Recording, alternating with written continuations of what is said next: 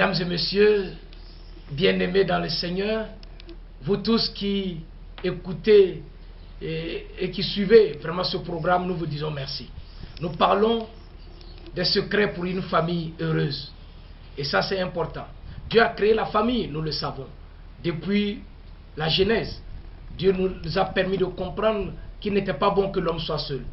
Alors, il lui a donné une aide semblable, Ève, à Adam, pour que les deux forment un couple merveilleux qui va représenter tous les autres couples qui devraient suivre par la suite. Et aujourd'hui, vous et moi, lorsque nous contractons un mariage, nous sommes en train de perpétuer le plan que Dieu a établi dès les origines pour l'espèce humaine. C'est ainsi que le mariage est divin.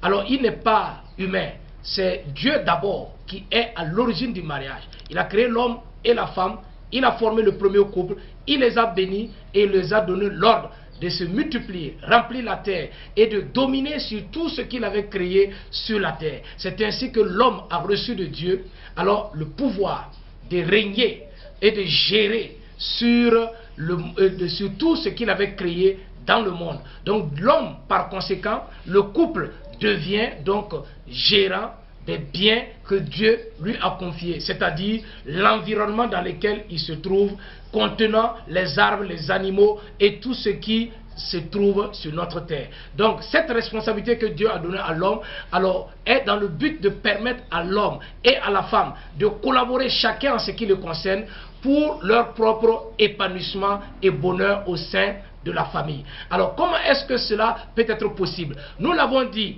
dans une de nos présentations, c'est que la volonté de Dieu pour l'homme et la femme, c'est qu'au sein du couple, alors ils puissent comprendre qu'ils doivent être ensemble, vivre ensemble, rester ensemble, faire tout ensemble. Et c'est un des secrets que Dieu a donné pour faire échec au piège que Satan, l'ennemi du mariage, voudrait contre le couple. Alors, bien-aimés dans le Seigneur, mesdames et messieurs, qu'est-ce que nous devrons comprendre de la responsabilité de l'homme? Que peut-on trouver encore dans la vie du couple pour ce qui est de l'homme comme pour ce qui est de la femme? Au niveau donc de l'homme, Dieu demande à ce que l'homme ne soit pas tyrannique.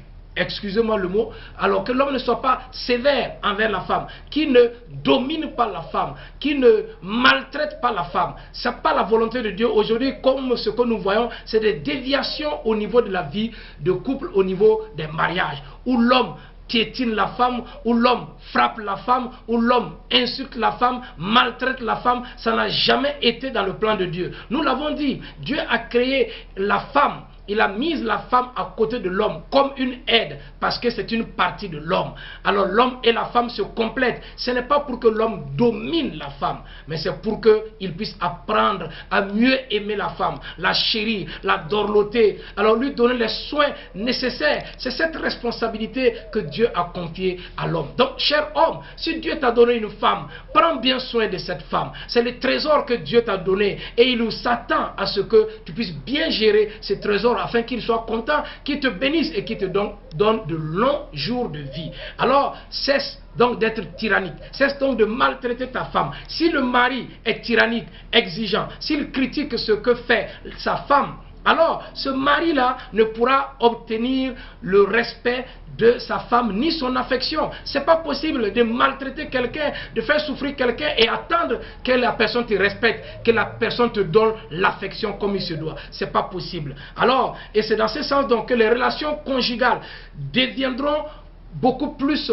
pour la femme des relations odieuses. Parce que celui qui est en face de lui ne se comporte pas en protecteur, en quelqu'un qui doit veiller sur le bien-être et le bonheur de la femme.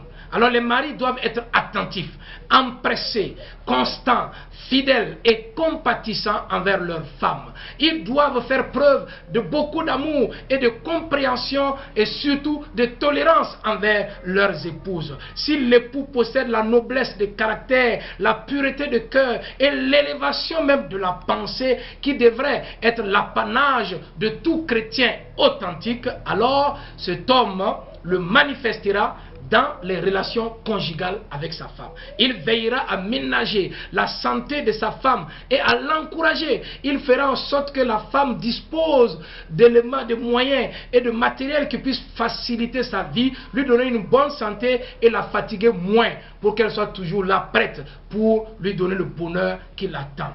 Il s'efforcera donc de prononcer aussi des paroles de réconfort qui créeront une atmosphère de paix et de sérénité dans la vie et dans le cœur de sa femme. Et c'est ainsi que son foyer sera agréable et tout le monde voudrait un tel foyer. Alors, qu'en est-il donc de la femme, sa responsabilité pour le bonheur de la famille? Alors, chère femme, alors Dieu a demandé à ce que tu occupes la place que Dieu veut que tu occupes. Il t'a donné une place au sein du foyer. Il a fait de toi une aide pour l'homme. Il s'attend à ce que tu occupes bien cette place. Que tu sois cette aide constante et permanente pour ton mari, l'homme qu'il a mis à tes côtés. Alors c'est ainsi que la femme devrait occuper la position que Dieu lui a assignée dès l'origine, c'est-à-dire être l'égal de l'homme.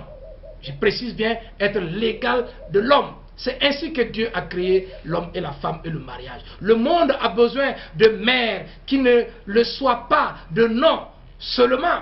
Le monde a besoin des mères qui le soient dans le plein sens du terme. Nous avons fêté récemment alors la journée internationale de la femme, et chaque année nous fêtons la journée internationale de la femme. La femme en tant que mère ne doit pas l'être par le nom, mais doit l'être dans le sens plein du terme mère. Bien-aimés, mesdames et messieurs, nous pouvons dire sans crainte de nous tromper que les devoirs spécifiques de la femme sont plus sacrés, plus saints que ceux de l'homme. Que les femmes prennent conscience du caractère sacré de leur mission et qu'elles l'accomplissent par la puissance de Dieu et dans la crainte divine. C'est ainsi qu'elles seront plus comblées, qu'elles apporteront beaucoup de joie dans leur famille. Que les femmes apprennent à leurs enfants à se rendre utiles dans ce monde en vue d'un monde meilleur qui nous attend. Oui, c'est pourquoi une des professionnels également, des spécialistes des questions de la famille, Ellen G. White, dans un de ses livres, peut déclarer ainsi, je cite, que Dieu est amour. Oui, Dieu est amour. Ces paroles se trouvent inscrites sur chaque bouton de fleur et sur chaque brin d'herbe. Les charmants oiseaux qui égayent les airs de leurs chants joyeux, les fleurs aux nuances délicates et variées qui embaument l'atmosphère de leur doux parfum, les arbres gigantesques et les forêts aux riches feuillages, tout nous parle de la tendre et paternelle sollicitude de notre Dieu et de son désir de faire le bonheur de ses enfants. Alléluia. Je dirais que voici un plan merveilleux que Dieu a pour nous. Faire notre bonheur. Et Dieu a tout fait pour que nous soyons heureux dans notre vie de famille. Alors, la balle est dans notre camp. C'est à toi de jouer. C'est à moi de jouer. Nous devons faire notre part pour que la famille que Dieu nous a donné de former, nous puissions être heureux dans cette famille. Travailler à nous rendre heureux l'un l'autre. Et ainsi, personne ne se plaindra. Au contraire, tout le monde sera heureux. Monsieur, madame et les enfants que Dieu vous aurait donnés. Que l'Éternel te bénisse et qu'il te donne de jouir du privilège que Dieu te donne de former la famille et de faire de ton mieux pour être l'homme et la femme que Dieu voudrait que tu sois pour ta vie de famille et pour le bonheur de celui ou de celle avec qui tu vis en ce moment en tant que famille. Que Dieu te bénisse. Amen.